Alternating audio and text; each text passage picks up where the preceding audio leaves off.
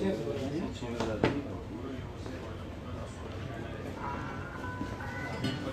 my friend. No problem.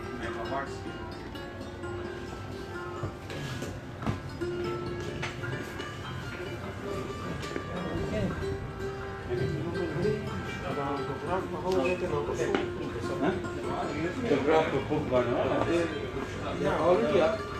You know, sign? None of them actually signed. I have one pen.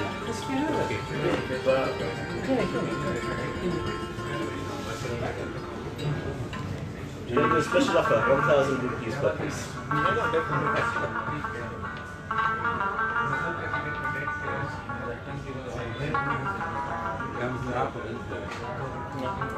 Abu Band بخير.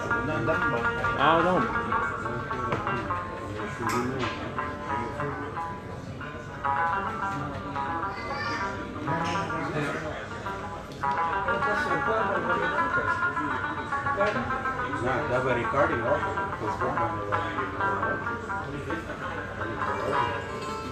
Там то ще говорить, мене на все виходить з лайф стріта. Мене за ще все не це позвання На хер серв да френд бачу сухо бельки. Я за все. Duy para quemar. А не прес.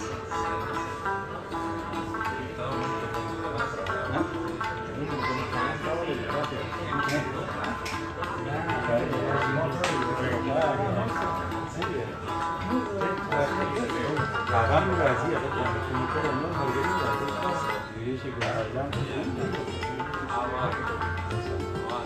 المسج بدور هغه ډېر خلکو ته ملي شي چې د پیالې کې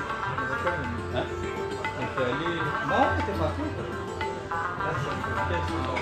ما پته و تا ډېر ټول ما زه کاسي لایف سټایل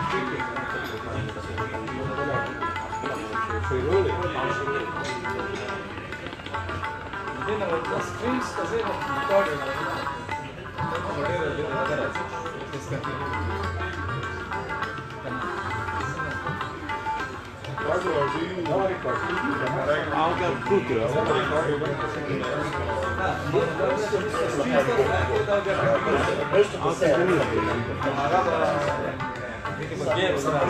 Not having Lots of English That's how it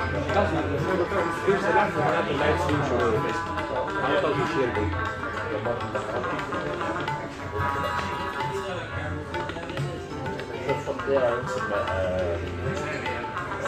Ali Farukh Hussain University.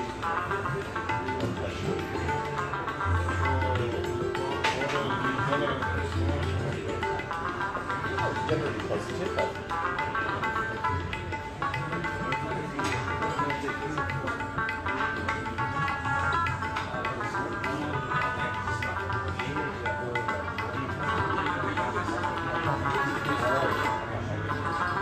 there was a female school that she was researching on languages. She had interesting languages. I haven't had first name only.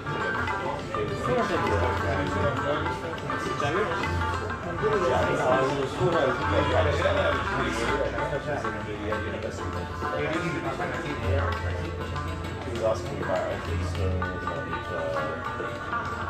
the mission came off, so at least for competitions.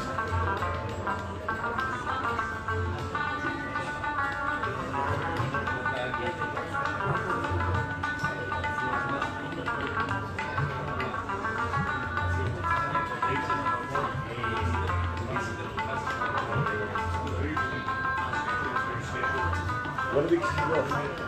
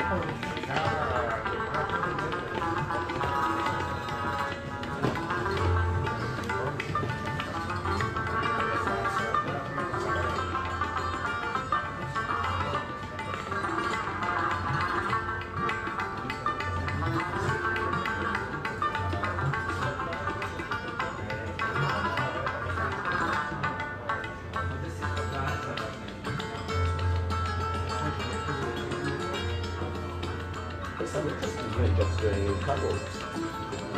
Kabul. If you want to go that far. Really? I've been there back in 2000. Under the rule of law? But I've heard it across the once, right up to some level. I've kept my feet in that river. Right to drink from it, but the water was I imagine the ship was sensible to that, so it's all the way to the lands of Uzbeks. So, no, it's now very, if you go to, like when you cross this, have you been to the north? I have another 30 business. I was prejudiced. Why? Actually, see the main areas where No, but like as a Punjabi, yeah, I was interested in seeing Iraq. Personally. yeah, Iraq is an interesting history because Yeah. in 19th century it had changed hands with the Iranians so many times. Oh, yeah. Sometimes they captured us. Yeah. Most of the British writers were fascinated by the regrets. The Masala of. So you went to Iraq or No, not? I just got the 2 days of Istanbul. It was under the Taliban rule, you see, at that point. So it was pretty Iraqi boring. people, I think they happen to be the most civilized people in the world. Because they are looking for patterns of that personality. But when you cross this Hindu, like I went in a bus, we had our own car, but we were not traveled on a bus. There were so many books of people traveling Over there. Okay. because it's not a Shastra. He by his heart, he studied so many books with the wrong, so he lost all. Particularly Rahman, then the Gurus, they are also in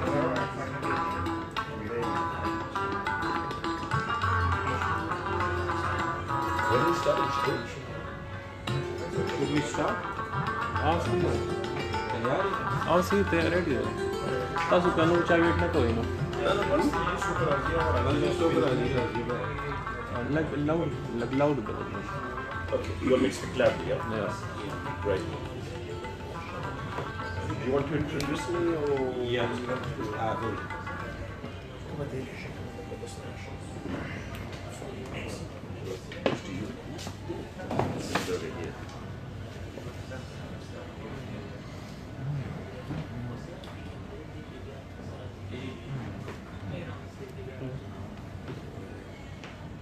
Okay, Assalamu alaikum and hello everyone who is looking us on Facebook Live, and also warm welcome to all the friends who came over here, took out the time, and also to especially Farukh Hussain, who is visiting from London and who has recently published a book named Afghanistan in the Age of Empire that tells the story of first Anglo-Afghan war that was fought between Afghan and British from 1838 to 1842.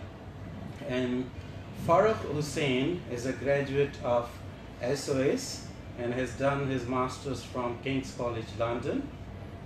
Currently he is a solicitor in London, and one of his ancestors was the custodian of the legendary Kohinoor, which is, I believe, the largest diamond in the world. So with this, I'm giving away the floor to Farukh Hussain for his formal talk on the book. Thank you. Okay, thank you everyone for listening in. Before I start, I'll give some historic introduction to the First Anglo-Afghan War. We need to go back a century and look at what was happening in the Indian subcontinent then. We find in 1739, Nader Shah had come down to Delhi and committed a large massacre there, lasting over 3 days amongst the inhabitants of Delhi. In 1747, Nader Shah was assassinated by his Persian officers, and in turn, in the same year, Ahmad Shah Abdali is crowned Shah Pearl of the Age. Ahmad Shah Abdali founds the second largest Muslim empire after the Ottomans in the world, the Durrani Empire, which stretches across modern-day Pakistan, Afghanistan, and into eastern Persia, covering the Mashhad region. However, Ahmad Shah was faced by rebellions from the Sikhs in the Punjab, and the Sikhs were making significant inroads, and they seized Lahore in 1767 from the Afghans. The other significant things to happen 10 years later is the US Declaration of Independence in 1776. Thereafter, more bad news for the British.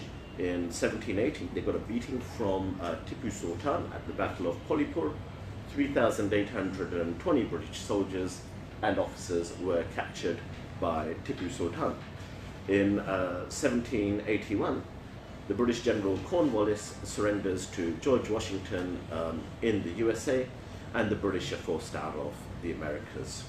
This has important implications for India and Afghanistan, because Cornwallis now joins the East India Company, and he's determined that he will not lose another war or territory for Britain.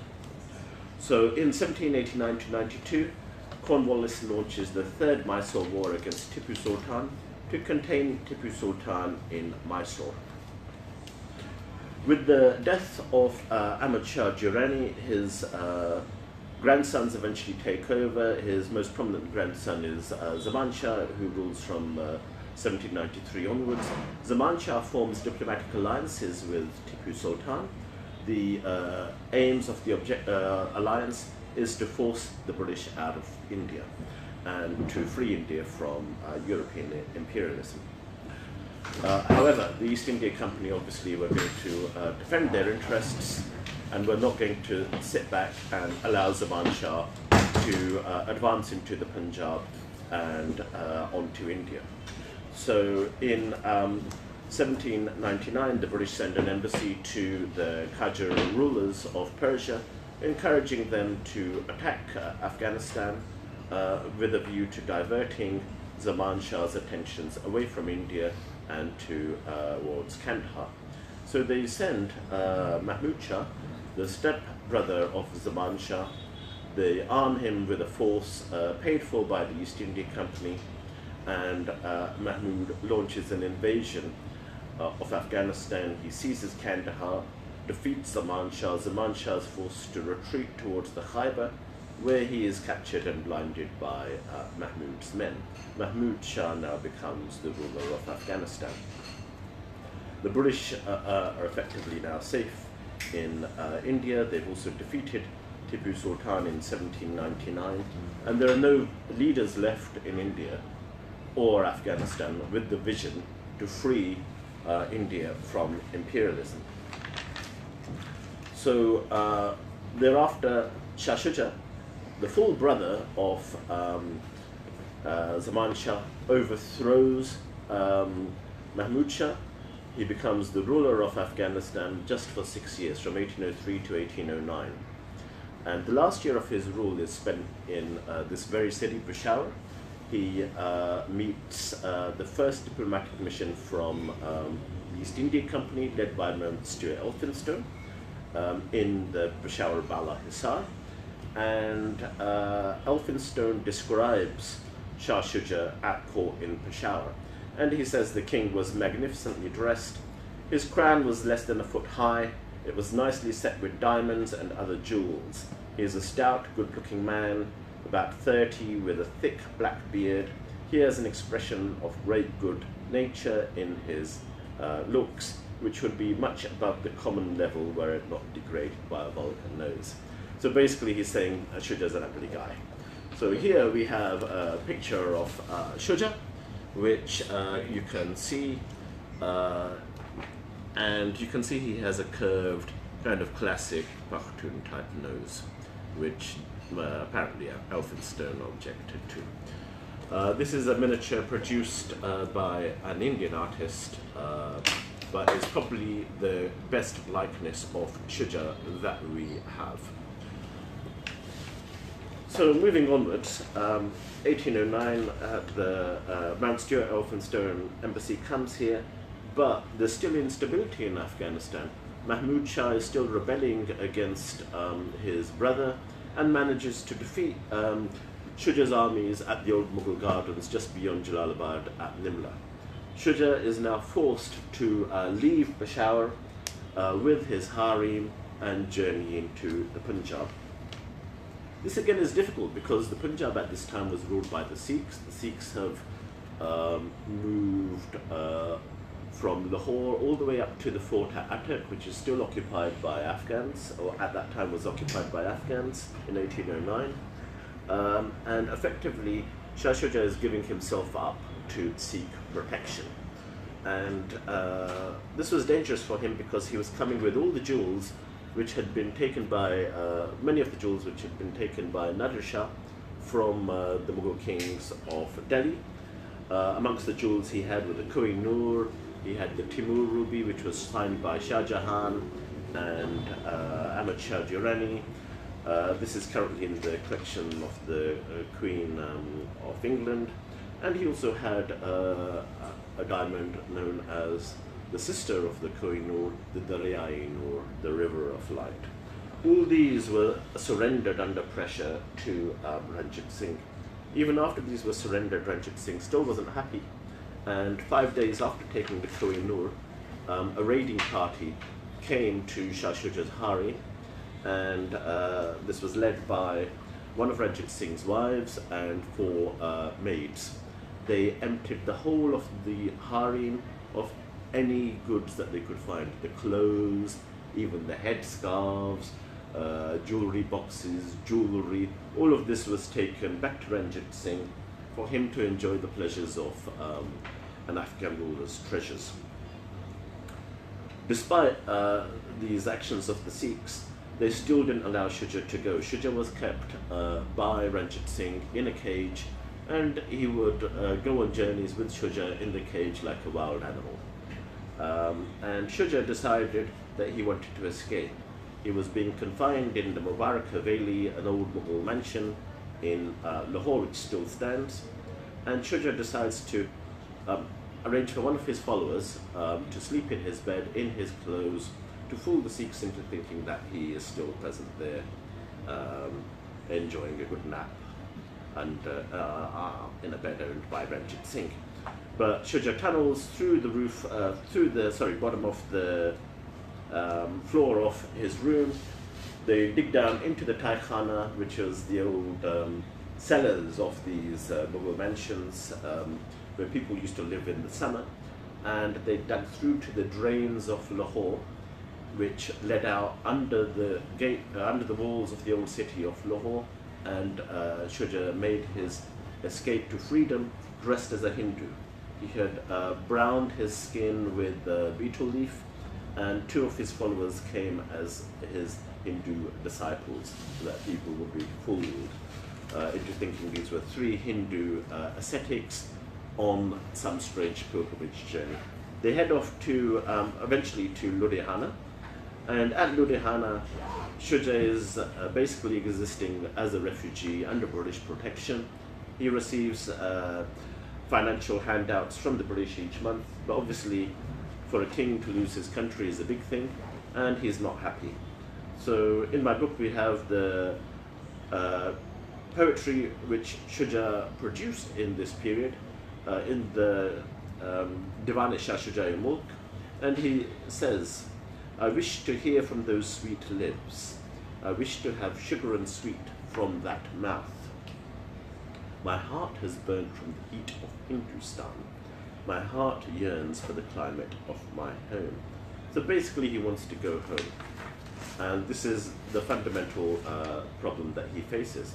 But in 1824, Afghanistan securely under the Barakzais, under Dost Muhammad Khan, who is the ruler of Kabul. And 10 years later, Shuja makes an agreement with Ranjit Singh. The agreement has implications for the Peshawar Valley, because Shah Shuja has agreed that he will hand over the Peshawar Valley to Ranjit Singh in return for support to seize Kabul. So Ranjit Singh launches an attack on Peshawar, seizes the city, and in turn Shuja makes an attack on Kandahar, but unfortunately Shuja fails and is forced to retreat to Ludhiana. Dost Muhammad is concerned about the fall of Peshawar. He doesn't want Peshawar to remain in Sikh hands, and for this reason in 1837 the Afghans come to Jammu and there's a big battle with the Sikhs. So the famous Sikh general Hari Singh is killed in this battle, but the Afghan forces do not manage to liberate Peshawar. The returning defeated Sikh forces conduct a general massacre, killing up to about 600 people and burning all the city mosques. Shuja, the British and the Sikhs now decide to form an alliance to counteract a Persian alliance which Dost Muhammad forms, because Dost Muhammad appeals to the Qajar rulers of Persia and tells them, look, I can't push the Sikhs out of the Peshawar Valley by myself, I need help. I am your vassal, my land is your land, so please support me in this jihad against the Sikhs. The Qajar ruler agrees to attack Herat, where a nephew of Shah Shuja is still ruling, and then he would move on with the Persian army to Kabul and down through the Khyber into the Peshawar Valley and on to Lahore to eliminate the Sikh threat from Afghanistan. This sets alarm bells ringing for the British, so in turn they form an alliance with the Sikhs and Shah Shuja because they fear that an advancing Perso-Afghan army will come on into India, that the princely families will rise up against the British, and the Indian masses will be looking forward to the arrival of a liberating army.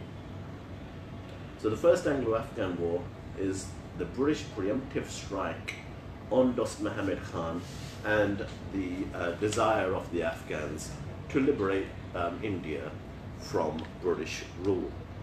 Now, Shah Shuja warns McNaughton that if you want me to become popular in Afghanistan, you must send me with my own men and my own army. Otherwise, people will say I'm a puppet. Now, Alexander Burns, McNaughton's deputy, tells McNaughton, no, we're going with our own forces, and the British Commander-in-Chief, Henry Fane, also says that we're going en masse with the British Army, as well as the East India Company troops, into Afghanistan. So in 1838, the British start moving from Firozpur through Bahawalpur, down into Sindh and up into Balochistan. The Sikhs refuse to allow the British to cross the Punjab and the Peshawar Valley because they do not want to be vulnerable to British annexation. In the Bolan Pass, many of the camels are killed by Baloch snipers who shoot down the camel drivers and take the British camels and supplies. Now, there had been a drought for 3 years in Balochistan when the British arrived there. There's a lack of food, there's a lack of water. The British haven't brought food supplies with them, and people are dying of thirst amongst the invading army. One of the British officers writes, some of the sufferers were fast sinking from fever and delirious. Many exhausted by thirst and overcome with fatigue were bitterly bemoaning their sad fate. One man striking his breast and crying out, oh mother, I'm dying of thirst in this desert. There is no one to give me a drop of water. Everyone has left me." Fortunately for the British, they had contacts amongst the Kandahari defenders. One of the prominent noblemen in Kandahar was Haji Kakar Khan, and he is persuaded to change sides and join the British forces and defect with his men. This leads to the crumbling of the defense of Kandahar. If the Kandaharis had put up a defense, the British wouldn't have been in a position to fight. Their horses weren't in a position to gallop. The men were tired and thirsty, and they generally believed that they would be defeated if there had been a battle. However, the Brits arrive in Kandahar. They find plentiful markets. The Hindu tradesmen have kept back the grain supplies, and they push up the prices of the grain and supply these to the British forces. One of the earlier writers on Afghanistan was a man named Abdul Ghani, who worked in Afghanistan under the period of Amir Habibullah in the early 20th century. So he writes about an episode that occurred during this period. While the army was encamping at Kandahar, Ghani writes, it happened that one day a British soldier got hold of an Afghan virgin and dishonored her by force. The parents of the girl applied to the king and demanded justice. He brought the matter to the notice of the British authorities, but could obtain nothing more than mere apologies from the British officials. The kind of man who was the rapist in Kandahar was the sort of person who was reduced to finding pieces of grain in the excrement of animals to survive on the march to Kandahar. And now they were preying on young Afghan women. There's an Indian saying that the British would have done well to familiarize themselves with, which Frishta quotes in his History of India, which is that a man is never safe from the revenge of an elephant, a cobra, and an Afghan. And the British would soon find that though they thought they were the hunter, they would in fact become the hunted. The British advance on to Ghazni, and they're shocked to find that Ghazni is a strong fortified city. The citadel of Ghazni is on top of a hill, and the city of Ghazni is surrounded by a wall, a fortified wall with a moat around it. So the British are confused about how they can gain access to Ghazni city. There are 4,000 Afghan defenders in Ghazni city. There are 5,000 cavalry outside of Ghazni city waiting to attack the British, and the British only have 7,000 men. Fortunately for them, an Afghan traitor tells them that the Kabul gate of Ghazni city hasn't been blocked up, and that they can blow open the gate and gain entry to the city. So that's what the British do at night. They blow open the gate, they advance into the city. One of the British soldiers is hit by a heavy rock thrown down on his head by an Afghan defender. It squashes his leather helmet, but he's saved because he's kept a chapati under his hat to eat at a favourable moment. So the British enter Ghazni city. They're confronted by lots of Afghan men with drawn swords, and they shoot down these men with volley after volley of gunfire. And as the British advance into Ghazni city, the Afghan defenders flee back towards the citadel. Fortunately for the British, the citadel doors have been left open by the governor of the city, and the British advance towards the citadel doors and are confronted by a chieftain. He's got lots of jewels on his dress, his dagger has emeralds in, and the British attack him in order to kill him and steal his ornaments. But this man managed to kill several of the British soldiers before he's brought down by a bayonet blow to his chest, and the British soldiers are just about to kill him when an Afghan teenager female steps forward and stabs the British soldier in his breast and drags back the wounded chieftain into the Ghazni citadel. The British eventually gain access to the citadel, defeat the Ghazni defenders, and conduct a general massacre of the population. The British then seize all the assets of the people, including their clothes, and they sell them off in an auction. They collect all the money together and they divide it up amongst the British officers. So the British generals received awards of £378 each, which at that time was enough money to buy a posh house in the most expensive district in London. One of the famous British surgeons, who was also an artist during this conflict, received the sum of £95. Now, that was 45% of his salary as a surgeon, because the annual salary of a British surgeon was £200. So So there was a significant transfer of wealth from the people of Ghazni to the British invaders. Now, after the fall of Ghazni, the Afghans sent a diplomatic mission to McNaughton. They offer terms of peace, and Nawab Jabbar Khan, Dost Muhammad Khan's stepbrother, says to McNaughton, look, Dost Muhammad Khan can be Shah Shuja's vizier, and Shah Shuja can be king of Afghanistan. McNaughton rejects these proposals and says the only thing they will accept is the surrender of Dost Muhammad and his exile to India. So Dost Muhammad Khan flees to Bukhara, and the path is left open for the British to move on to Kabul, and in Kabul the British find the same kind of fruits that they would normally find in their country of origin. So here below we have a picture of the Kabul fruit market. We can see a British soldier with his red coat, and he's holding the classic green grapes that grow in Afghanistan. This is a watercolor painted by the British artist James Atkinson, who was also a surgeon. And as a consequence of the arrival of the British troops in Afghanistan, the food prices are pushed up by the traders. The sad consequence is that many of the women are reduced to prostitution to cover the costs of feeding their families. Now, Shuja complains to McNaughton because as part of the tripartite agreement between Shuja and McNaughton and the Sikhs, there should be no relationship between British individuals and Afghan individuals.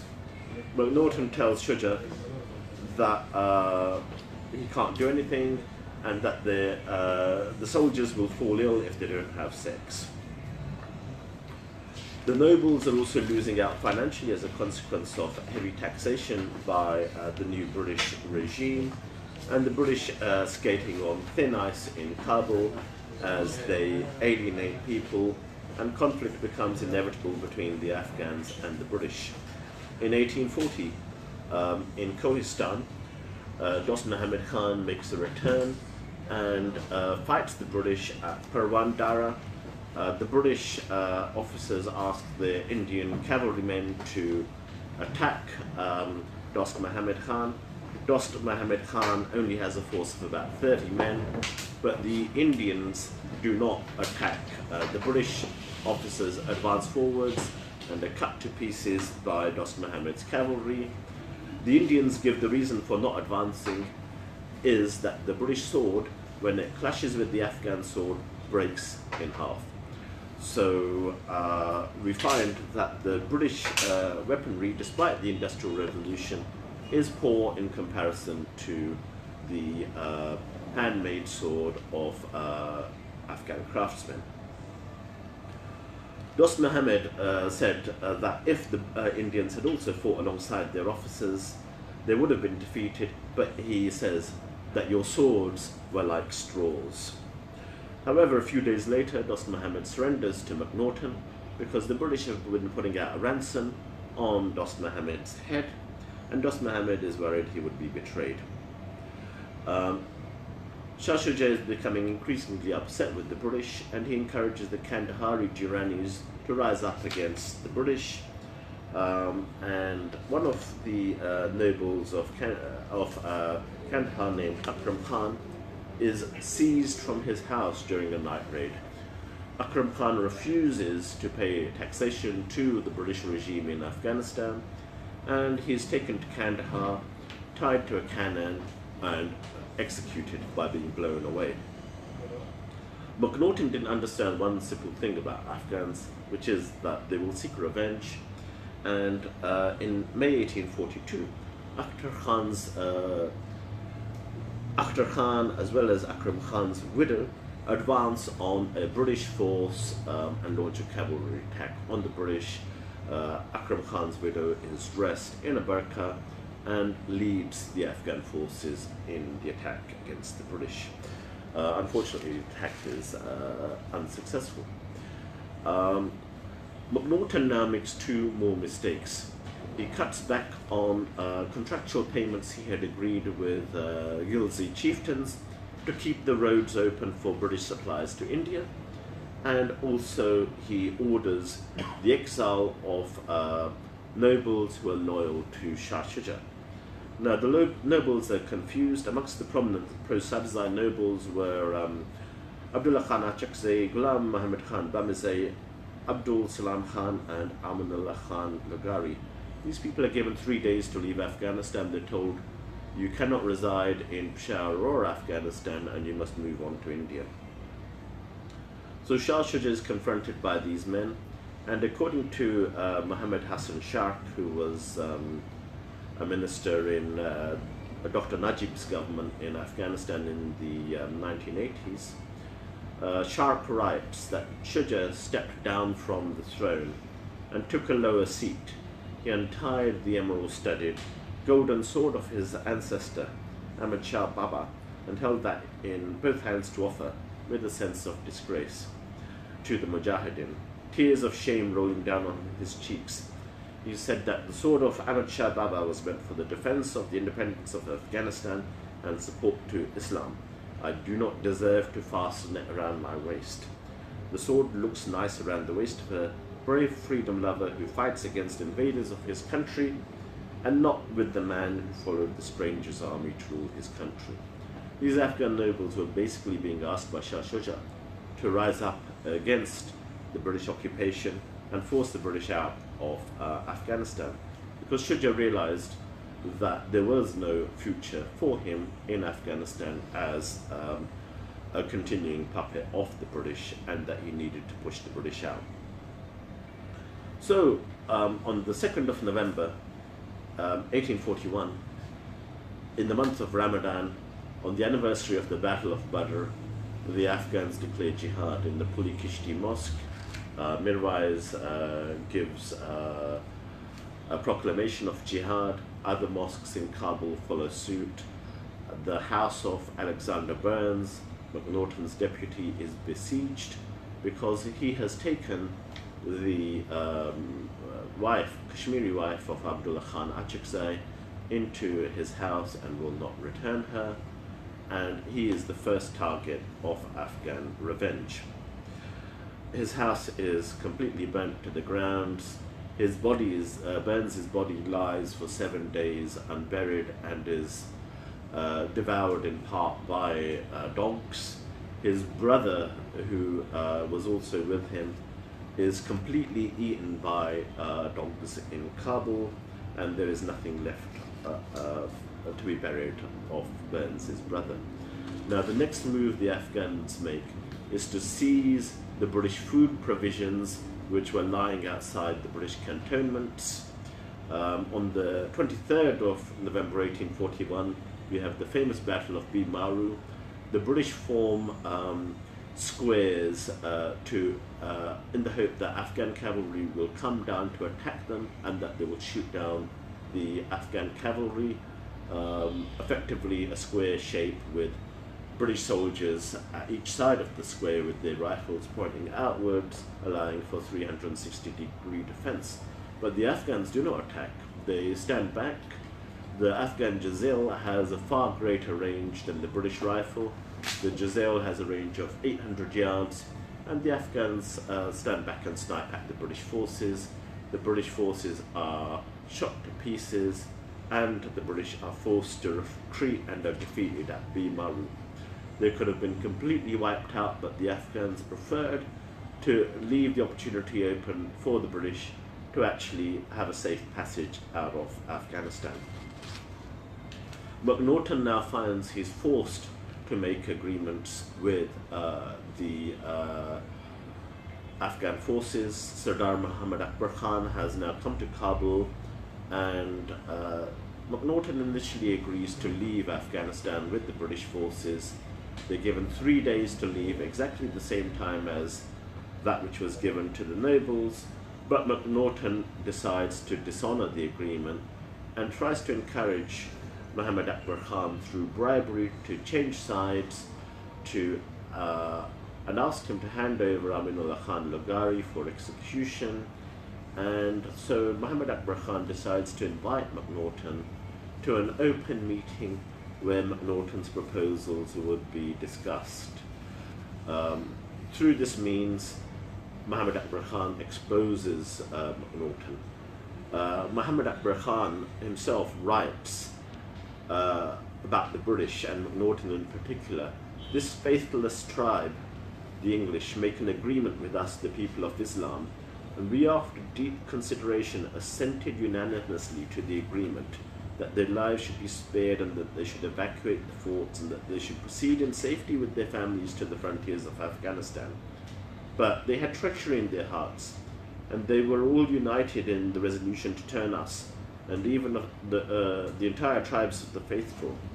They outwardly affected friendship, but their real intention was to collect grain and spread division amongst the people of Islam. And Muhammad Akbar Khan quotes from the Quran and says, they may plot and plan, but Allah is the best of planners. McNaughton at the meeting with Muhammad Akbar Khan becomes very fearful, and he screams out, for God's sake. An Indian named Ram comes to help McNaughton in an attempt to save McNaughton from Muhammad Akbar Khan, but McNaughton is killed, shot by Muhammad Akbar Khan, because McNaughton had produced a sword in order to fight with Muhammad Akbar Khan, and Muhammad Akbar Khan didn't have enough opportunity to take McNaughton alive back to Kabul, which is what he had intended to do. With the death of McNaughton, the British forces agreed to leave Afghanistan, and on the 6th of January 1842, the British forces finally leave Kabul. They refuse to hand over their weapons in order to be guaranteed safe passage through Afghanistan by Muhammad Akbar Khan, and instead continue to retreat with their weapons. As a consequence, they are ambushed in the Khurd Kabul Pass, and many of the British are killed. The situation becomes more dire.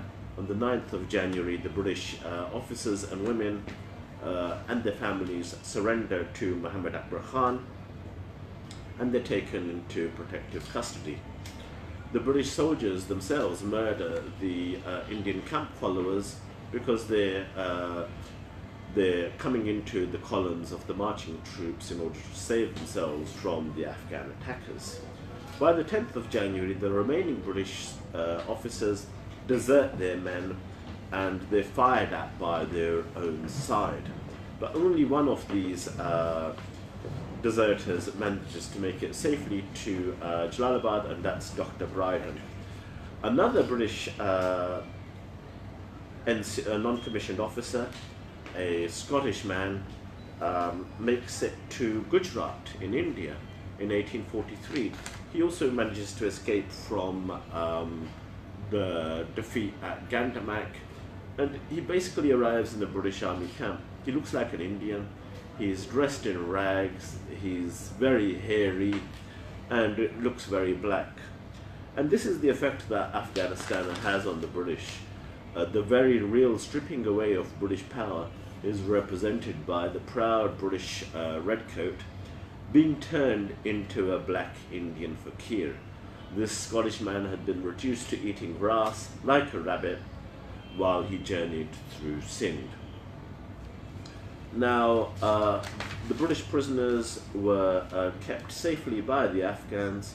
However, when the British advance into Afghanistan through the Khyber in April 1842, they conduct massacres at a village called Ali Beghan, just outside Jalalabad, and they use rape as a weapon of war.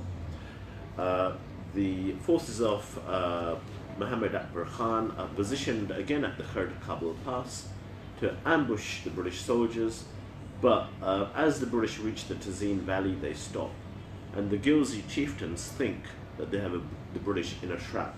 So the Ghilzi chieftain passes a message to Muhammad Akbar Khan to come down from the Khurd Kabul Pass and to destroy the British in the Tazeen Valley. However, when all of Muhammad Akbar Khan's men come down to the Tazeen Valley.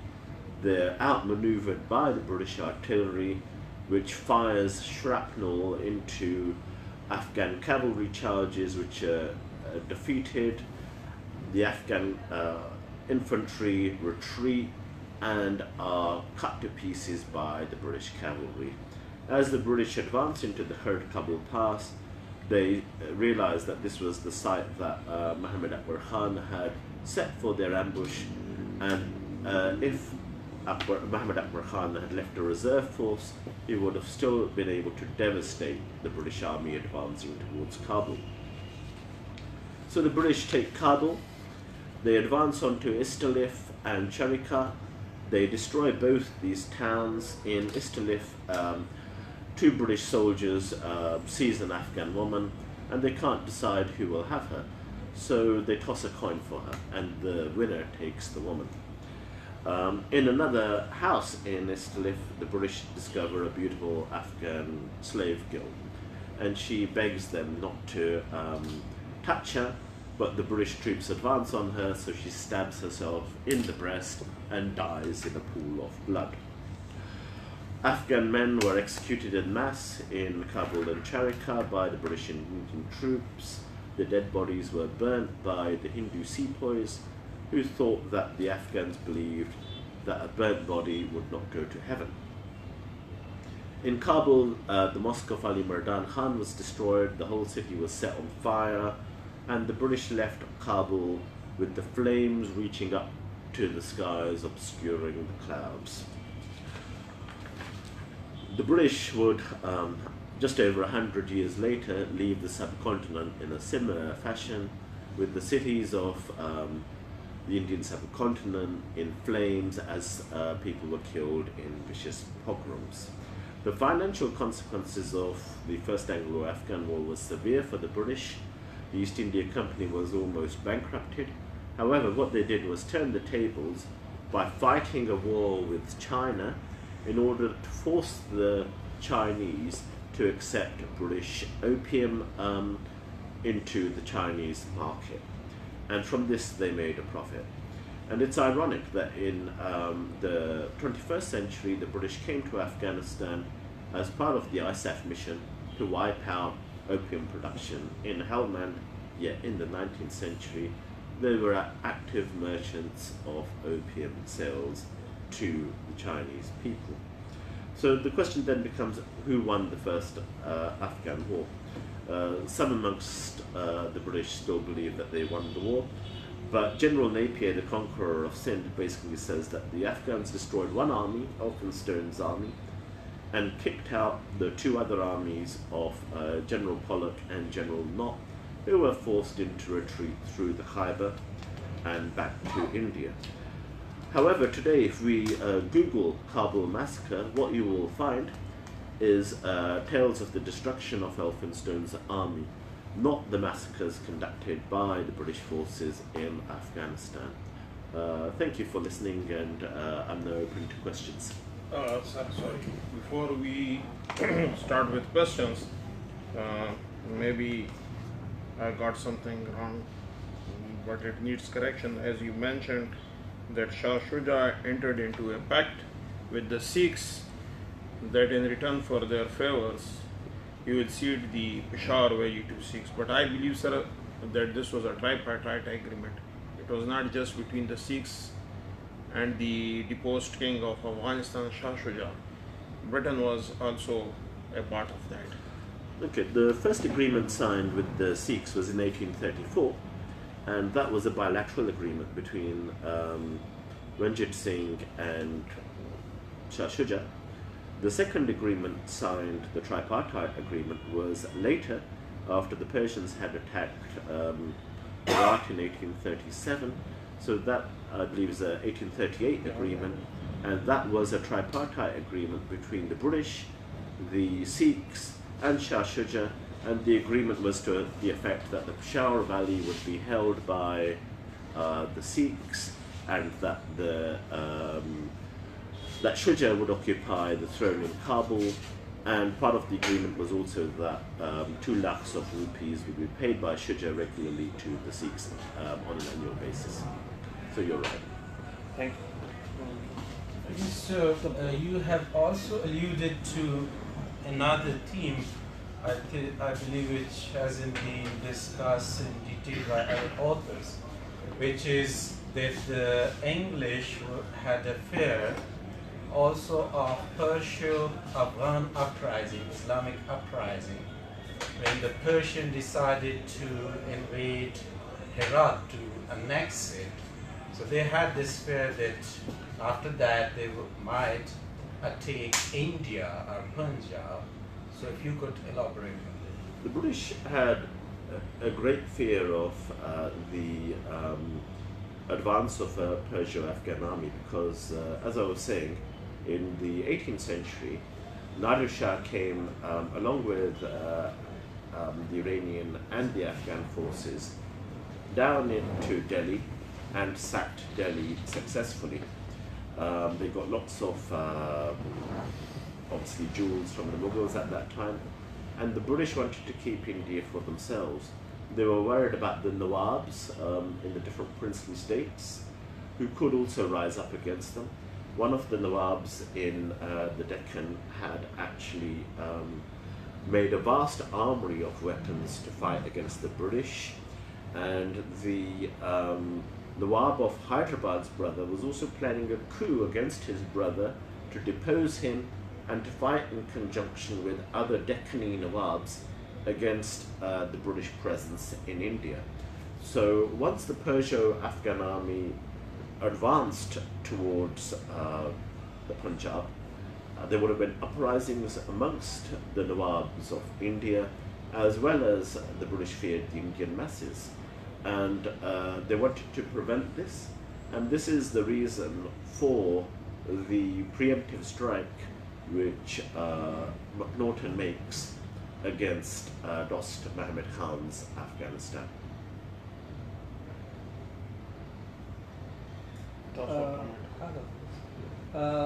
You mentioned the tripartite agreement. So my question is, though it's a sort of a legal question, but my question still is, what justification it had when Shah Shuja had already been deposed? So why the British recognized him as a king when he didn't, he couldn't have any control either in Peshawar or in Kabul? He was just an exile, an ordinary person, living in Lahore. The question is an interesting one. Obviously, Shuja is no longer the ruler of Afghanistan. The British wanted to pass Shuja off as the legitimate ruler, as a descendant of Ahmad Shah Durrani, which Dost Muhammad Khan wasn't. So Shuja was a Sadrzai.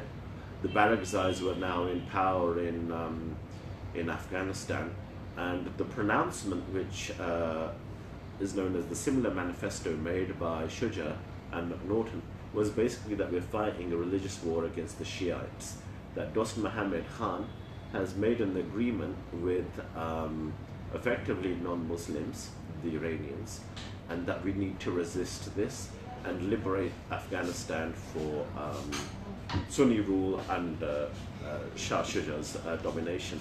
But you're right, he had no, Shah Shuja had no legal capacity to give up the Peshawar Valley, and the only basis for doing this was through force, the force of British power, through money and arms in order to implement this agreement. And that's the legal basis of it, basically. It's a question of legal basis.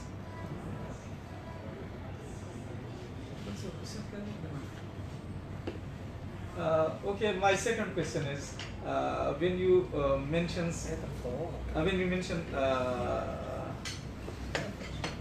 often mention the situation in Peshawar.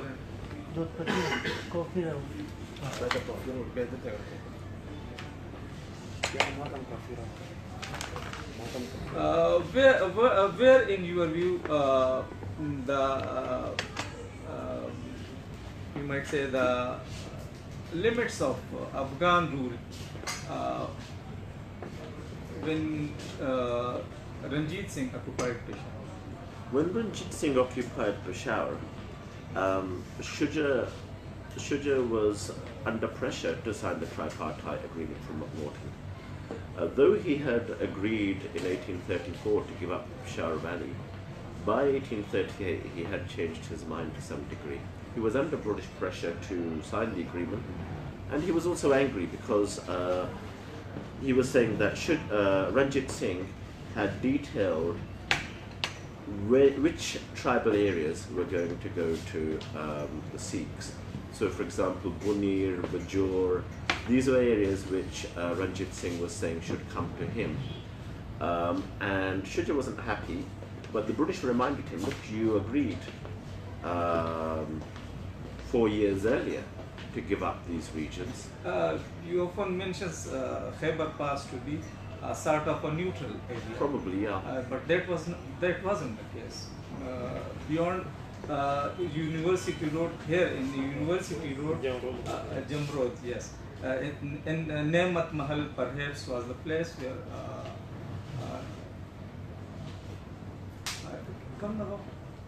Ali Masjid. no, the Sikh general was killed. Hari Singh. Into the fort. So it means that was the last Hari Singh. Hari Singh Nalwa. So Hari Singh Nalwa was killed in At Fort Jamrud. not in Jamrud. He was killed in Nemat Mahal. Today's name near Nemat Mahal. So I think the territories were explicitly part of the Afghan land. But it is we often hear that the territory beyond Nemat Mahal is treated as a sort of a neutral zone. Yeah. It's not the case. Okay. In my book, I've got an account where Burns comes to Jamrud and he is met by the Afghan forces. And strangely, the Afghan colonel is a Scottish guy who's converted to Islam, and I can't remember exactly where the location was, but I believe it was in near the Jamrud fort, and I will hopefully read it to you once I have found the correct page. Let's just have a look. So that would be the demarcation between the Afghans and the Sikhs. Burns arrives at this post and he says that it's just after the Battle of Jamrud. And as they arrive, there's a... This was part of it. Right, okay. Well, Jamrud was up to, I think, up to the Gora Kabristan. Okay. Jurisdiction was up to Gora Kabristan. let's just have a look in this book and I will read you the passage. Let's have a look. You bear with me a moment.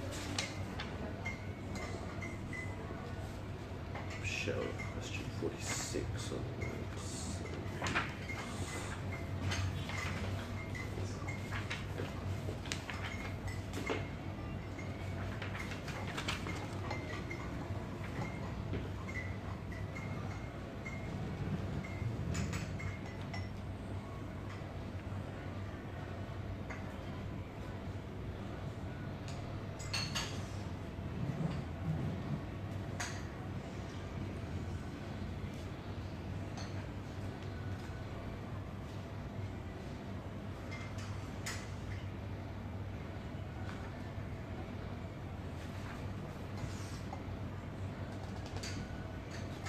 On page 64 of my book, as Burns' mission approached the Khyber Pass, he encountered a Sikh welcoming party of sorts, consisting of several Sikh scalps in the middle of the road, partly covered with earth trophies of the field of Jamrud, where some months before our arrival, the Afghans had routed a considerable body of Sikh troops and slain their leader, Hari Singh.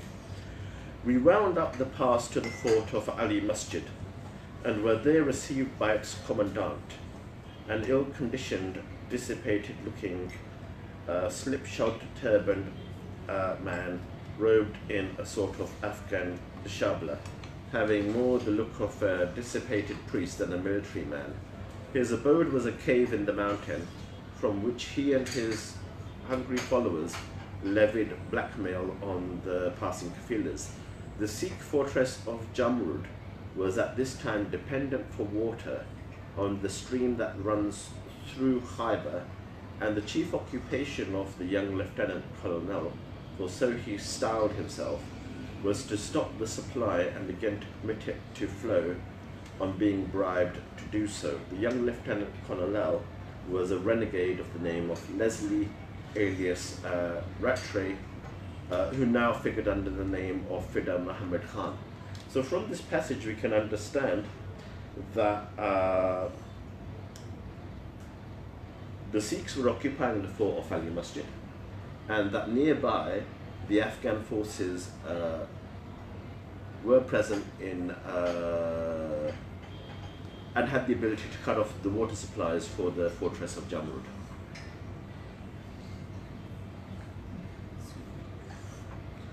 Sorry, the fort of Ali Masjid was in Afghan hands, and the Sikhs were at the fort of Jamrud. So that's the kind Ali of Masjid? Ali Masjid. I think in second Afghan war, the first battle was fought at Ali Masjid. Probably, yeah. So probably. Yeah. But the masjids, as you all know, is at the It base. doesn't explicitly says where the Sikh fortress was at Jamrud. No, but we know that where the fort is because it's still there. The Sikh fort. The Sikh Yeah. fortress of Jamrud. Because the fort was inherited by the British and is still at Jamrud.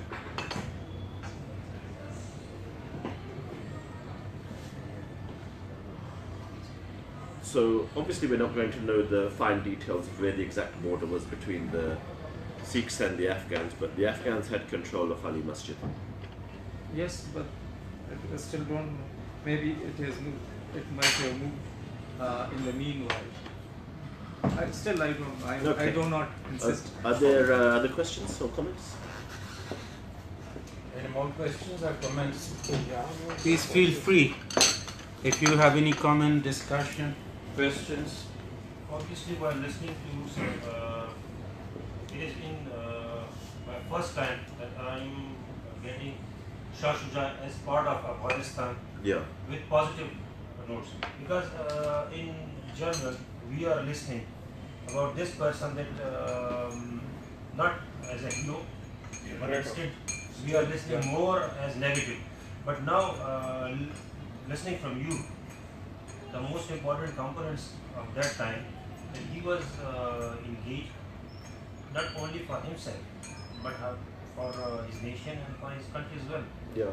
So I think it's a good Yeah. insight from today's discussion and whatever it is. I think the most important thing about Shuja is that he wasn't completely brilliant, but he wasn't a complete traitor either. No. He had a dual policy towards the British. He did try and stand up for his country. He told the British, look, you can't have an invasion army coming to my country. I need my own forces. But they rejected this.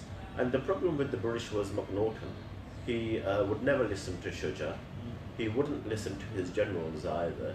He sacked his first general, his first brigadier, Roberts, because Roberts objected to various things that McNaughton was doing with the army, because McNaughton was playing the role of general himself. Alexander Burns also wasn't happy with McNaughton because McNaughton made all the decisions. And after the takeover of Afghanistan, the vizier of Shah Shuja was overthrown by McNaughton in 1839, and he was subsequently killed. The vizier's name was Mullah Shakur, and the reason he was overthrown was because he tried to control the price of goods so that poor people could continue to buy goods without having to resort to prostitution. But McNaughton wasn't in favor of this, and they executed the vizier after overthrowing him. From late 1839 onwards, the hands of Shuja's government were in British hands, basically, in McNaughton's hands.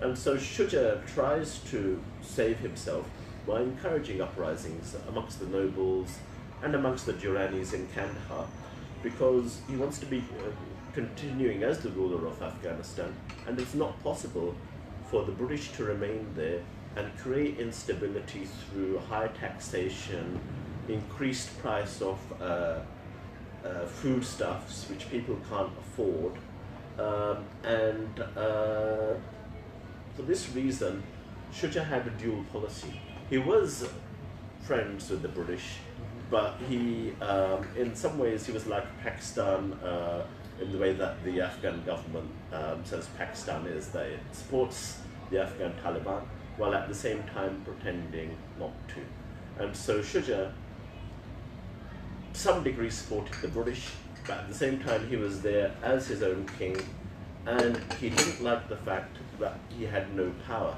The only way he could get power was by pushing the British out, and he tried to do that. Ultimately it failed. He was assassinated in April 1842. It's said that he had prayed, according to my family history, my ancestors have passed the story down, that he was in a palanquin, a chair which is carried by Indian servants, and a sniper opened fire. The Indians ran away. Shuja was left in the palanquin. He tried to run, but it was early morning, just during the Fajr prayer. He had done his Sunnah prayer. He had wanted to go and pray the first prayers. He had a shawl on, a long shawl, a double Kashmiri shawl. That fell in his legs as he was trying to run. He tripped, and the sniper killed him. So this account and a different British account of how Shuja was killed is in my book, but he's definitely a complex character. And in the 19th century, actually, the people of the Peshawar Valley were quite friendly towards the Sadhuzais.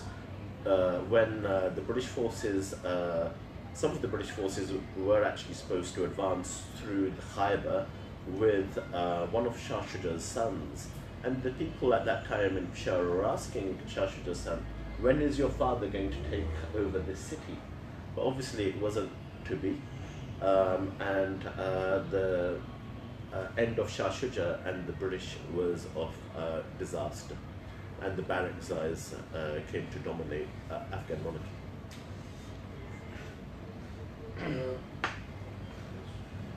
What do you think? It was primarily Shah Shuja who brought British into Afghanistan, or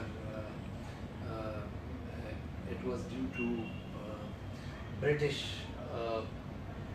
Russian advances towards That's the piece which is missing from the whole yeah. story. So what's your opinion The about great this? game. The Russians actually were quite far away at that time. The nearest the Russians came was their attempted advance on Khiva in 1840. So Khiva was just beyond Herat, or used to be just beyond Herat, and was an independent state. The Russians wanted to seize it because they claimed that they were Russians held there as slaves. But the Russian army was destroyed in the deserts of Kyrgyzstan as they were advancing towards Khiva. So there was never actually a Russian threat. And the real reason the British, as I said, were heading off towards Afghanistan was to stop the Persian-Afghan army. So it had little to do with Shah Shuja as well, because whether there was Shah Shuja or no Shah Shuja, the British would still have to go to Afghanistan. They would have needed an excuse. They would have needed a puppet to put on the throne, and that could have been one of the Durrani Peshawar Sardars, like Sultan Muhammad Khan, who used to be the ruler of Peshawar, who was still enjoying Sikh hospitality at that time.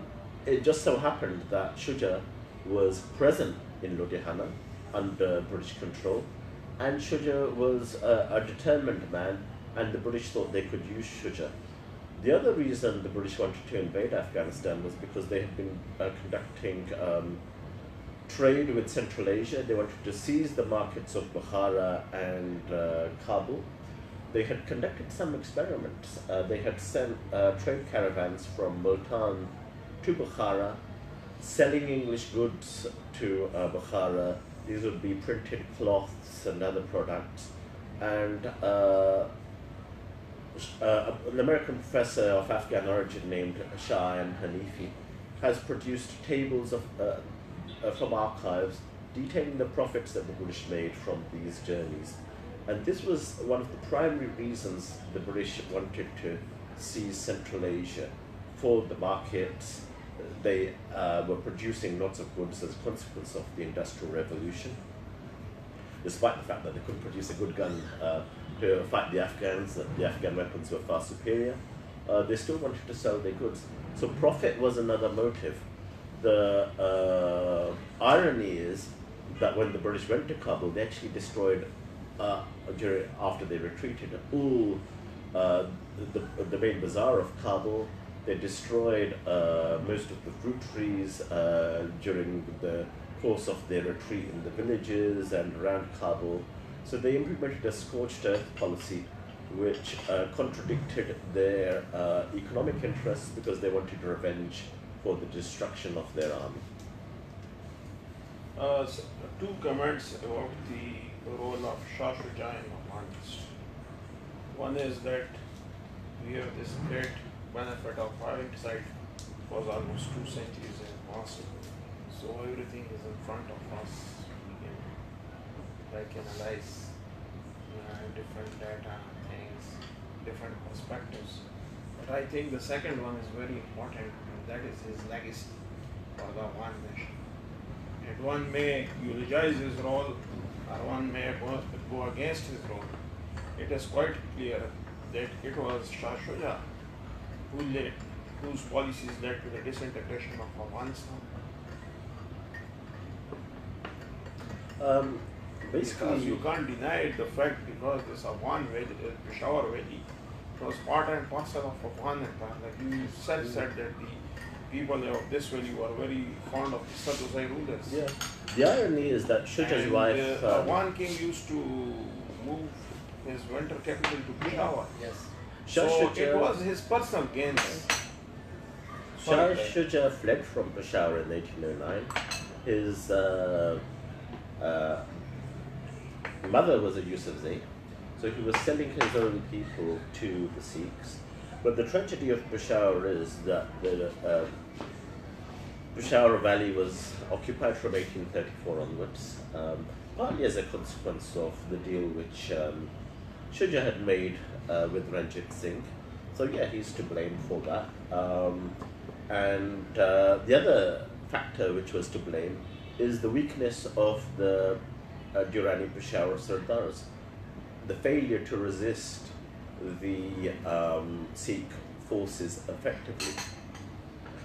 And that's the legacy of Peshawar that we live with today, that as a consequence of the territories taken by the Sikhs, the British, who then overthrew the Sikhs, inherited those territories to a large degree. And perhaps with the Durand Line agreement in 1893, they probably increased the territories further. So I fully accept what you say. It's an odd agreement to make, and the 1834 agreement in particular was so bad that Shah Shuja received a 0 from the agreement, in that he failed to take Kandahar, and the Sikhs were the sole beneficiaries, and the victims were the people of the Peshawar Valley. The Sikhs had already in the past destroyed the Bala Hisar of Peshawar. In Gorkatri, there used to be a Mughal mosque, the Jamia Mosque, built by Shah Jahan's daughter Jahanara Begum. This was destroyed under Sikh rule, and a Hindu temple built there in its place. It is still flourishing. And the Hindu temple is still there. So we don't even know what the Jahanara Begum Jamia Mosque looks like. It would have been a beautiful mosque and a beautiful ornament of this city. But we're looking at Sikh incursions into Peshawar under the Durrani Sardars from about 1823 onwards, when they destroyed the citadel. So I think the blame falls on Shuja, it falls on the Durrani Sardars, and in part it also falls on the resistance movements against the Sikhs under Ahmad Shah Barelvi, and his political failures in, for example, he defeated the Peshawar Sardars took the city of Peshawar and then gave it back to the Peshawar Sardars, who conspired against him and undermined his movement. He was very politically naive. So there are a number of factors at play that allowed for the Sikhs to advance. One of those was Ahmad Shah Barelvi's idea that he would fight the Sikhs in Kashmir. When he could have had a strong base here in the Peshawar Valley, he had supporters in Swat, amongst the Yusufzai, and importantly, he had the city of Peshawar. And even the Hindu moneylenders were saying to him, please remain here in power and we will fund you, we will fund your government. But he was not politically very astute, unfortunately. And the lack of political astuteness of Shah Shuja, Ahmad Shah Barelvi and the Durrani Sardars meant that there would be Sikh rule over the Pashtuns of the Peshawar Valley, unfortunately. But there were other factors also, because the Ranjit Singh army was led by an Italian and French generals, as far as I know, and even they used to use European weapons, which were not available to the Afghans. Apart from that, when Elphinstone came to Peshawar, Shah Shuja asked him for financial assistance from the East India Company. So that shows that his financial position was not such that he could fight a war against the East India Company supported Sikh, who also were led by the French and Italian generals and were also having sophisticated European weapons. At the time when Shah Shuja left Peshawar in 1809, the Sikhs were a power in the Punjab. They were in Lahore, but Multan was still independent, Kasur was independent. These were under Pakhtun rulers who were eventually overthrown. What the British were interested in was diverting the attentions of the Sikh armies towards the Pakhtuns, because they wanted the Pakhtuns and the Sikhs to fight, because they had feared a Napoleonic army, and now on their very doorstep they had a Napoleonic army. They had General Abertabale, they had General Allard and other Napoleonic generals. The Sikhs had special forces. They were trained by the French officers, by Italian officers. But at the Battle of Jamrud, the Afghan forces gave the Sikhs a bloody nose. Hari Singh was killed, according to the account in my book, by a Zamburuk strike from a swivel cannon. And the battle lasted 12 days, but the Sikhs were pushed back. The only reason the Sikhs won, you could say, won or held the Peshawar Valley, is because of treason amongst the uncles of Muhammad Akbar Khan. They told him that reinforcements are coming from Ranjit Singh, they're coming from the Punjab, and you will be defeated, so retreat. Later, Muhammad Akbar Khan found letters from Ranjit Singh to his uncles, asking the uncles to do this, to encourage the Afghan retreat. Otherwise, the Sikhs would have been defeated at Jamrud, and though the Sikhs may have held Jamrud fort, the city would have fallen to the Afghan forces. But it was only the treason by the uncles of Sardar Muhammad Akbar Khan that allowed the Sikhs to retain their foothold in Jamrud fort and in Peshawar city. Otherwise, they were defeated. Jamrud was a sort of, it was at a distance, but when you are coming from Punjab, it means that they had already occupied Peshawar. They could stop the way to Kabul, but still Peshawar had been occupied. So I mean that still, if we compare the strength of the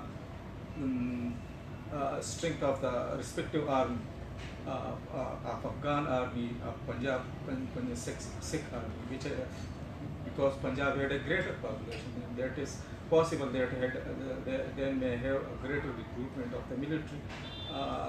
Though I don't exactly know the number of their respective army, but still the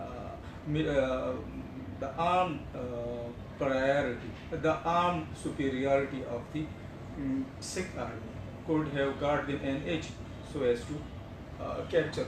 You're right, the Sikhs were disciplined, they were organized, they were following orders. But the Afghans, even when they had the tribal armies under, But the tribal were not, they were not organized armies. they weren't organized, Not standing army. not standing not armies. They But then even, don't have the revenue like Punjab, Peshawar Valley was not with them. They were fertile land. They could generate revenues. One issue that you could occupy Afghanistan, but the forces with the in all the three wars that couldn't keep Afghanistan, because in Afghanistan you couldn't generate revenue. There was no fertile land, etc. Other revenue sources. So this was also an issue with British when they occupied. So they could they withdrew a huge number of forces from Afghanistan.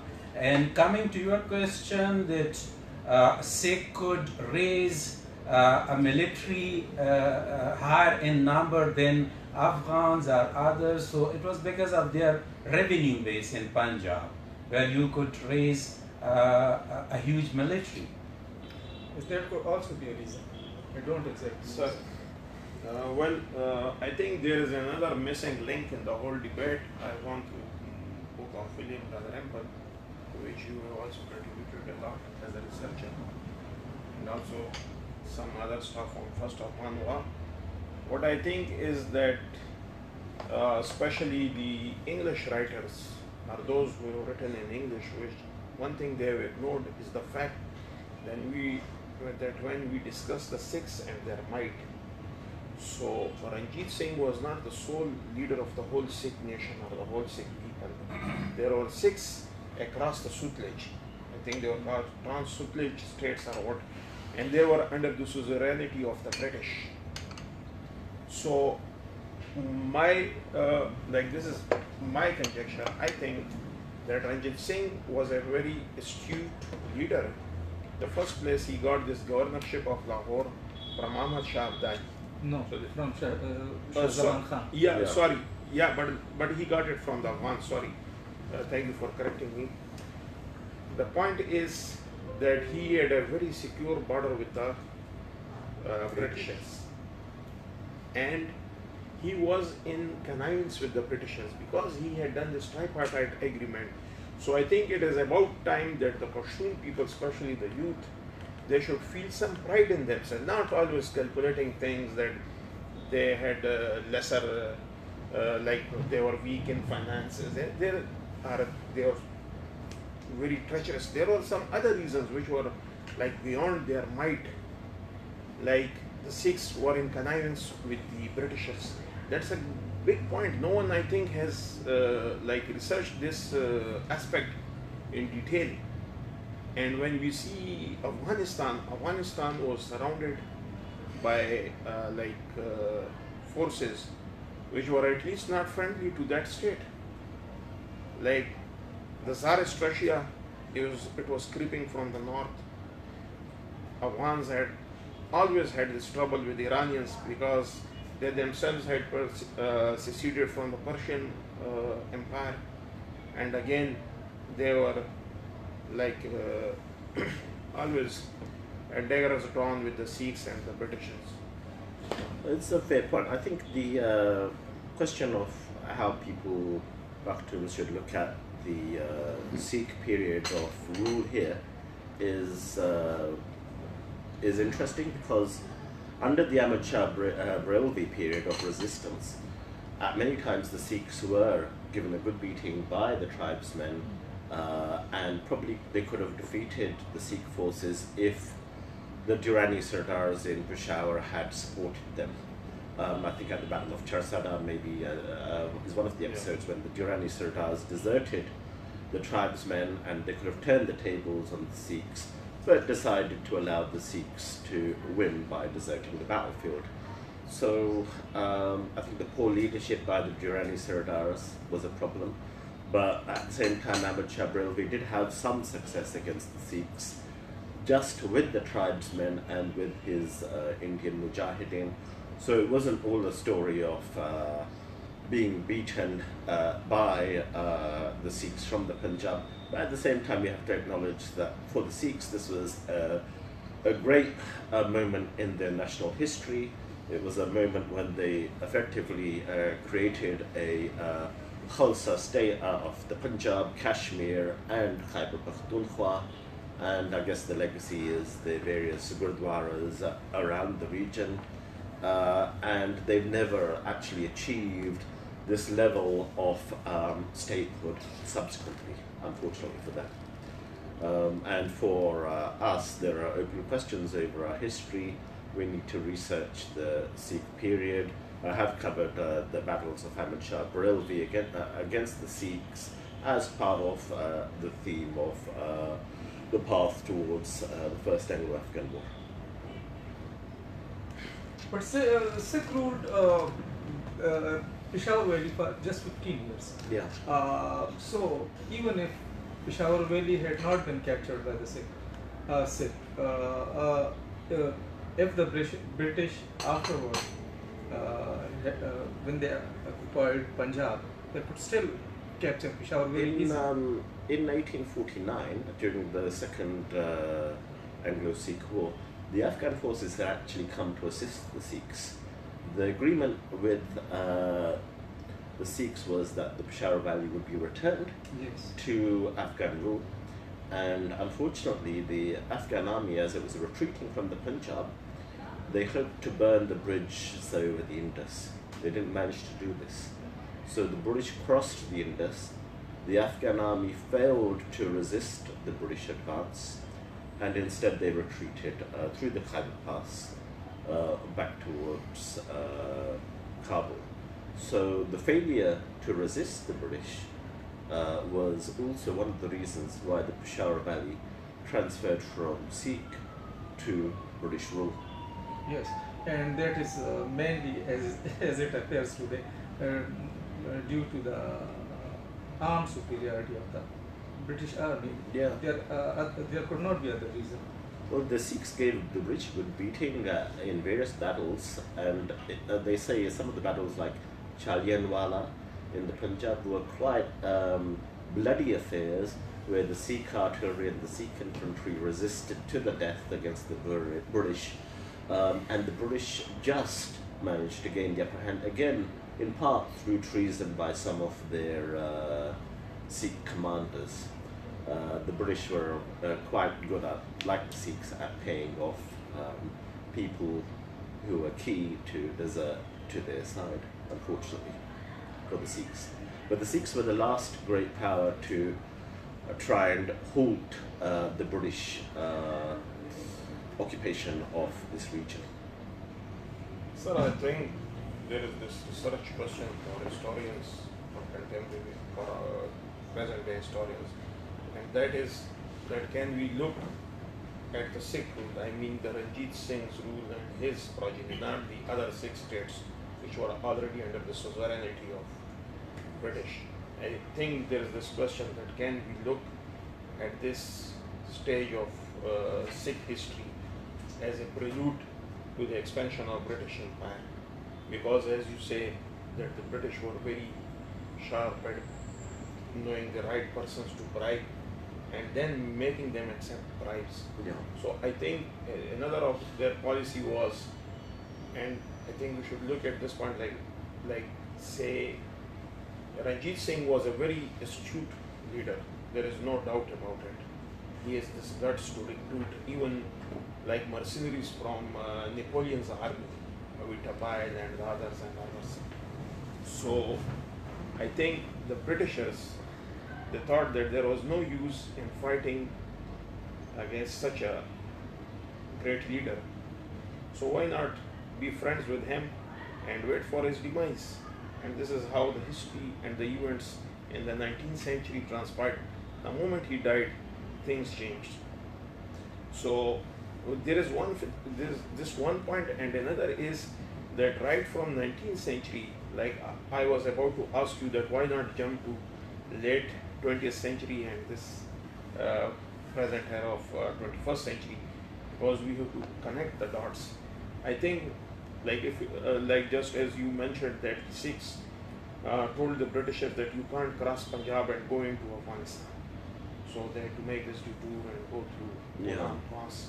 which had very disastrous consequences as well. After the death of Ranjit Singh, as you pointed out, the British managed to pressurize the Sikh state to gain access across the Punjab and into the Khyber to supply their forces. This had consequences for the Sikh state. It meant the British had stores of men and weapons in this region, and the greatest benefit of the First Anglo-Afghan War for the British was to seize what today is modern-day Pakistan. So after the first Anglo-Sikh War, they took Kashmir. They sold it in 1846 for £1 million, which still has consequences today. After the second Anglo-Sikh War, they seized the Punjab. They seized Khyber Pakhtunkhwa, which was at that time part of the Punjab. But at the same time, when they moved down from Bahawalpur through Sindh, it had consequences for the Talpur rulers, who effectively were being invaded by the British forces and were shortly thereafter annexed by the British. So the British steal Sindh. It's a major, Karachi became a major hub. They wanted to take this port, and they did so. And then obviously they were moving through Balochistan, and just before the Second Anglo-Afghan War, they had a significant presence in Quetta. So the demise of Ranjit Singh and the routes that the British took through the territories that are now called Pakistan allowed them to conquer these regions within a space of 7 years after the end of the First Anglo-Afghan War. So that by 1849, most of this region is occupied by the British.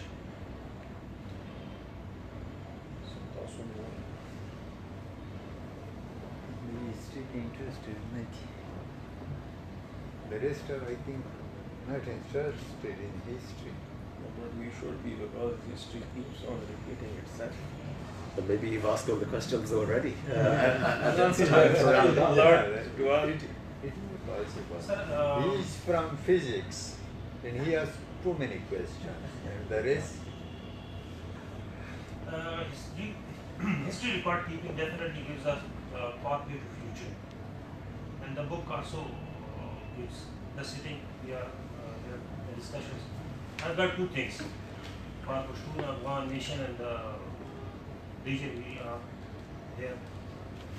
One about geography, and the second thing is about human resources. What would you like to say yourself for future? For the future.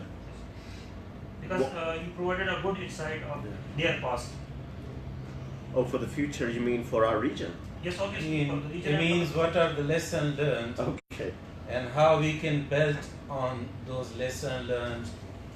Have we learned anything from our past? I don't think so, because as our other friend was pointing out, Shah Shuja has a legacy. The legacy is that he's perceived as a puppet ruler. So when the Soviets came to Afghanistan in 1979 with Babrak Karmal, the students were saying that this is Shah Shuja II. yeah. Now, under Karzai, the Taliban was saying, who is the son of Muhammad Akbar Khan and who is the son of Shah Shuja, and which one do you want to be? Now, the legacy of foreign regime change has important implications for all countries. The legacy of one party within a country or a party of exiles joining hands with foreigners to invade your country of origin is another legacy. We can see this happened in Iraq during the American invasion, happened in Afghanistan, arguably again under the Karzai regime. That wasn't an invasion. Well, It it's, was they came to Afghanistan due to a binding resolution passed by the Security Council. if you believe in the Security Council binding Okay, resolutions, we don't then- believe in Security Council. I don't actually. I believe the UN And the UN is basically I also want to add that before Karzai came to Afghanistan, Afghanistan had already been ruled by Pakistani proxies. You can take that view, but there are obviously different views to take. So you can, I think we can agree to differ. I'm not saying that the view that I've articulated is the one that I agree with. I'm saying there's different views. One is that Afghanistan was under Pakistani proxies, the Taliban. The other view is that there was an invasion of Afghanistan in 2001 and an overthrow. And some of the British do regret actually coming back to Afghanistan and not having engaged in negotiations to resolve things more peacefully. I think the question is, what is the future lessons learned, rather than which faction we agree with or which we favor. I don't favor any faction personally, but I think the main thing is not to join hands with foreigners to undermine your own country, because that way everything is destroyed. We can see that this happened in Iraq, and it's happened in Afghanistan in the 19th century, and I'm not sure that there's been a great deal of progress in Afghanistan in the past 17 years. With the many trillions of dollars that have been spent. Most of the money has been spent on bombing and killing. Now, some have said that each Afghan family could have been given a Land Rover and masses of money which would have bought peace. Now, perhaps that would have been a better way to go about things than killing and engaging in warfare. Now, if foreign troops come to your country, as they did in the Peshawar Valley when the British were here, people fought them. Any young man who sees foreign troops has an impulse to fight them, because they'll tease your women, there'll be negative interactions, there'll be checkposts, which people are familiar with in this region. There might be disappearances, and people, of course, get excited, and there has to be retaliation, or a sense of injured pride, humiliation, which leads people to fight. Yes, it is possible that people, yes, you're right that people challenge or they fight against but there's a problem. We cannot differentiate the proxies from the real fighters. We have seen in both wars that both wars are fought by the proxies during the regime change in the 1979. It was also fought by the proxies. Proxies and along with the Pakistani ISI. And similar thing happened after the 9/11. Yeah, but I think, sorry, please continue. But I think you should also keep this historical fact in mind, that when the Soviet Union came along with Babar Karmal, already Hafizul Amin was ruling over there, and Hafizul Amin had already overthrown Tarakai. So there was already a leftist regime in power in Afghanistan. So there was basically this factional fighting inside the Khalq party. There was this dominant Pashtun-led Khalq faction, and there was another that was Persian. So they had this infighting in themselves also. So the history of Afghanistan is very complicated. And of course, as you said, I think the lesson learned is that the foreigners of any hue and cry, they should not militarily interfere. And as a corollary, no Afghan faction should ask for a military assistance against their own brethren. That's just a general observation.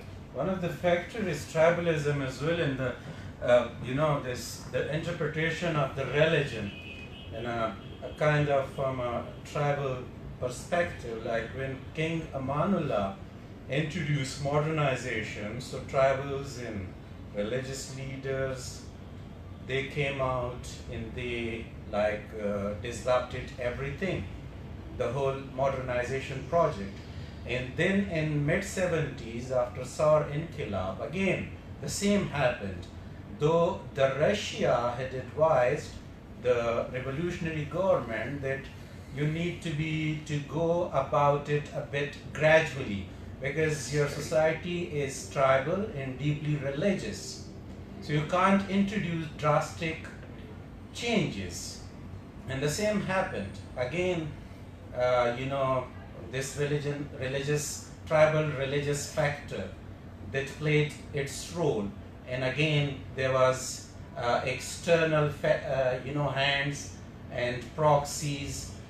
They were exploited and utilized again their own soil, and still, like Afghan soil is far away from peace and stability. And now I think currently this Chinese factor is very important. Like Chinese have bought I think this mining license for copper, etc., and for other natural resources, and they're building some road infrastructure, railway track, etc., to Kashgar. So some people say that Chinese are a bit, I think, smart in this way, that they are not interfering directly, are not sending in their army, but through other means they are like exploiting the resources, or they will be exploiting the resources within. And Afghanistan is very important for Chinese if they want to connect all this region through road infrastructure, because it lies at the center. If you want to go to Central Asia, Middle East, Iran, etc., so if you can control Afghanistan, so you can control the whole region. So, any thought on this? I think that's an interesting point to end, personally. We had an interesting discussion, and definitely Afghanistan's a strategic territory. If the Chinese want CPEC coming through from the Karakoram, through the Punjab, through Sindh, and out through Balochistan, and perhaps roads leading into Afghanistan with the One Belt vision, they need Afghanistan as a bridge road into Central Asia, perhaps for their wider trade interests and their One Belt vision. But obviously what the implications of this is in terms of the Pakistani regime accepting high interest loans is unfortunately a problem for the future. The Venezuelans have problems with Chinese debt which they can't repay. The Sri Lankans have had to give up a port to the Chinese because they can't service the debt. And our leaders in their great wisdom have signed up to Chinese debt. And perhaps if they had run their country better, wouldn't have needed to do so. But this is where we are, and we're now hostages to these loans. And I don't think it's a good thing, personally. So money makes the mad go, so Definitely. it's coming from Chinese kitty. Yeah, So I think they'll be dictating everything. definitely. We'll have new masters. Now we are listening to a new terminology of debt policy imperialism. Definitely. Chinese are the pioneers of it. Yeah. We seem to like slavery for some reason. So we've bowed again to another Allah. This time with in the direction of China. A new Qibla for us. Something to look forward to for our future generations. We can take our hats off and salute our rulers and say thank you, Nawaz Sharif. And thank you to the People's Party for screwing up our country, as well as our region. And of course, the establishment too. But I have to run, guys. It's now 7:10, and Thank you everyone for coming, and especially thanks to Farukh Hussain. He took out time from his busy schedule and stayed for us, though he will be leaving shortly. So everyone, thank you who are watching us live on the Facebook. Hopefully soon will be online with another important discussion. So till then, Khuda Hafiz and goodbye, and have a good day. Thank you. okay. If anyone wants the book, it's on special offer, 1,000 rupees. Yes. Artists, we have group